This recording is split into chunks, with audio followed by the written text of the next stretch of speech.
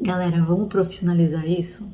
Agora esquece fanfic, tá? Você já escreveu, você provavelmente já pegou algum feedback. E o que que você vai fazer agora? Você vai escrever um conto. Um conto, no máximo 5.000 palavras. Você vai desenvolver um personagem, né? Um ou dois personagens no máximo, não se enrole muito. Se preocupe em escrever alguém que tenha um passado, alguém que tenha uma situação presente que precisa resolver e tenha uma expectativa para o futuro, tá? Você vai pensar nessas três coisas super básicas de um personagem. Fora as características que talvez seja interessante você colocar também, dependendo do conto. Você vai escolher um tema que você gosta muito. Ah, eu vou escrever um conto sobre um romance. E um romance que começa e termine no mesmo dia.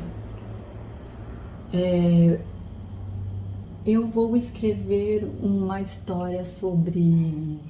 Eu vou escrever um conto sobre um motorista de ônibus. Eu vou escrever um conto sobre um cachorrinho que teve uma aventura incrível num dia, sabe? Você vai se propor a escrever isso, um conto pequeno. E você vai ter um tema.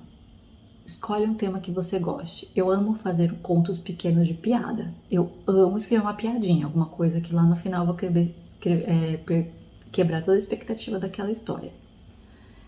Eu escrevi um conto para a faculdade uma vez que era uma história sobre um cara que estava sentado num ônibus e entrava uma menina de coque, né, e sentava na frente dele. E ele se apaixonava pela nuca daquela menina. Ele nunca tinha visto uma nuca tão bonita na vida dele. Ele simplesmente sentou lá, tipo, tava distraído quando ele viu uma nuca na frente dele. E ele começou a fantasiar que aquela menina era a coisa mais linda do mundo. E ele tentava pegar o telefone dela, olhando no celular dela.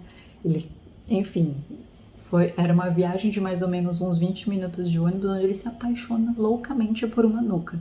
E quando a menina levanta pra ir embora, ela é uma senhora horrorosa, assim, sabe? Tipo, com uma verruga no nariz, esse tipo de coisa. E ele tava apaixonado por aquela nuca, né? É uma quebra de expectativa, uma mini piadinha, meio fofoca. E é um conto interessante para você colocar, que eu fiz, né? Pra poder fazer esse teste. E aí eu lembro que eu coloquei ele num concurso da faculdade, um negócio assim, o pessoal riu pra caramba, mas enfim.